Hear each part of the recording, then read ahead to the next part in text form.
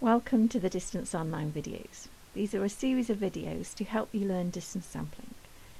This is the solutions to exercise 5.2 stratification. This exercise was looking at the effect of different stratification options on the density.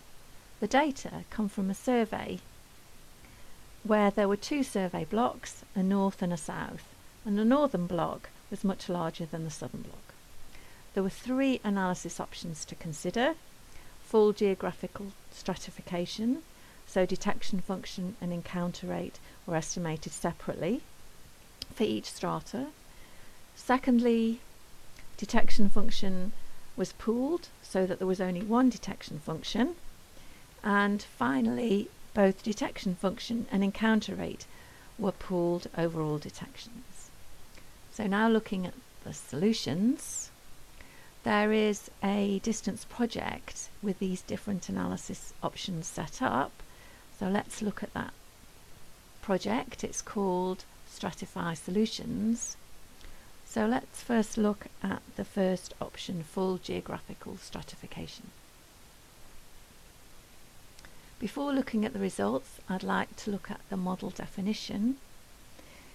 And you can see here that all the components of the density estimator have been estimated at a level of resolution of the stratum. The global or overall density estimate is obtained from the mean of the stratum estimates weighted by stratum area.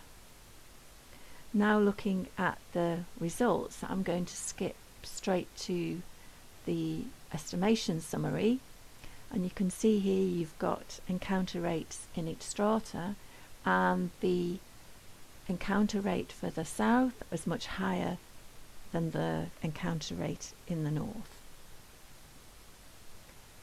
For the detection function, we've got two separate detection functions estimated, and I want to make a note of the AICs, so 127.9, 187.89, and if we add those together, then it gives an estimate of 315.8, and I'll come back to that later. Then there's the density estimates in each strata. Remember, although the density is much lower in the north, the size of the region was much higher, so we get a higher density, higher abundance estimate. And then the global density estimate is nearly 0.21. Looking at the second option, this is the model definition, and you can see here now that the detection function is to be estimated at global or over all detections. Skipping to the results, then we've got the same encounter rates as before, but now we've only got one detection function, and the AIC for this is 318.72. So this was larger than estimating two separate detection functions. And in this case, the smaller AIC implies that two detection functions would be preferable. And these numbers can be compared because the same detections are being used in both options. We haven't changed the truncation distance, for example.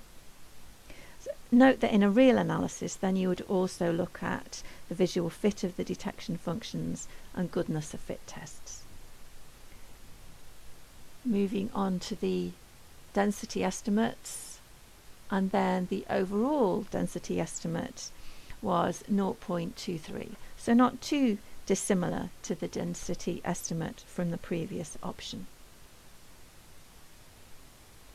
Now considering the third option,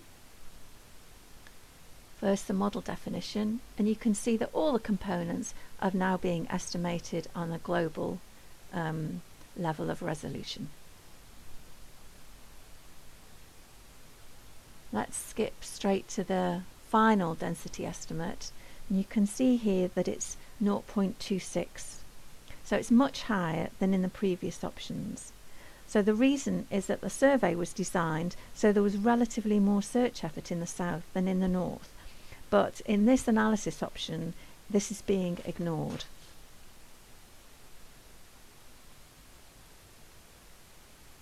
And this is explained in the outlined solutions.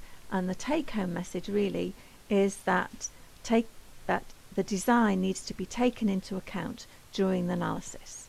And in this solution, you can also read more information about the cluster sizes, and I'll leave you to do that.